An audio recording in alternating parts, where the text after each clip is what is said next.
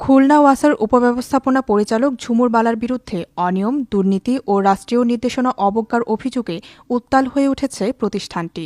রবিবার বিকেলে খুলনা সিটি কর্পোরেশনের প্রশাসক নজরুল ইসলাম মঞ্জুর কাছে তার বিরুদ্ধে একগুচ্ছ অভিযোগ সংবলিত স্মারকলিপি প্রদান করেছে ওয়াসা কর্মচারী ইউনিয়ন।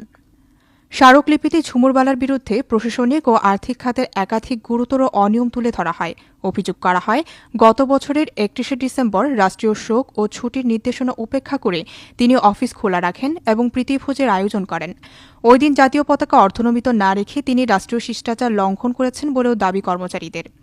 ঝুমুর বালার বিরুদ্ধে অন্যান্য অভিযোগের মধ্যে রয়েছে ভুয়া বেতন বিল ও টেন্ডার প্রক্রিয়ায় অনিয়মের মাধ্যমে কোটি কোটি টাকা হাতিয়ে নেওয়া, জ্বালানি খাতে অতিরিক্ত ব্যয় এবং রাষ্ট্রীয় সম্পদের অপব্যবহার, প্রতিষ্ঠানের মূল্যবান সম্পদ চুরির তদন্তে সরাসরি হস্তক্ষেপ ও বাধা প্রদান।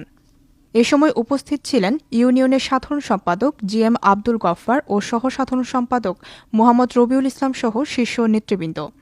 ব্যবস্থাপনা পরিচালক খুলনা ওয়াসা ও আমাদের সম্মানিত বোর্ড মেম্বার এর হস্তক্ষেপে এবং ওই দিনই বেগম খালেদা জিয়ার মিলাদ মাহফিল ছিলেন বিধায় আমরা এমডি স্যারের আশ্বাসে, শাস্তির আশ্বাসে আমরা ওই সময় আন্দোলনকে আমরা শিথিল করে আমরা মিলাদ অংশগ্রহণ করি এবং ৫/১/২০২৬ আমরা উপদেষ্টা বরাবর আমরা স্মারকলিপি প্রদান করি। অদ্যাবধি কোনো কার্যক্রম গৃহীত না হয় এবং উপব্যবস্থাপনা পরিচালক ঝুমুর বালা আরো বেপরোয়া হয়, আবার আমরা কর্মচারী ইউনিয়ন এবং সাধারণ কর্মচারীরা মিলে আবার প্রধানমন্ত্রী বরাবর আবার স্মারকলিপি দেওয়ার উদ্যোগ গ্রহণ করি।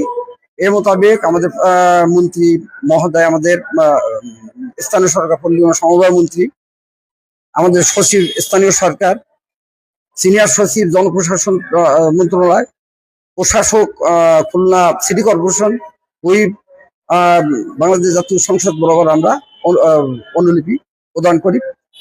আজ আমরা খুলনা সিটি কর্পোরেশনের মাননীয় প্রশাসক বরাবর আমরা স্মারকলিপি প্রদান করি। আমরা চাই উপব্যবস্থাপনা পরিচালক ঝুমুর বালার এই উদ্যোগপূর্ণ ঘটনার জন্য আমরা তার শাস্তিমূলক ব্যবস্থা সহ অপসারণ চাই।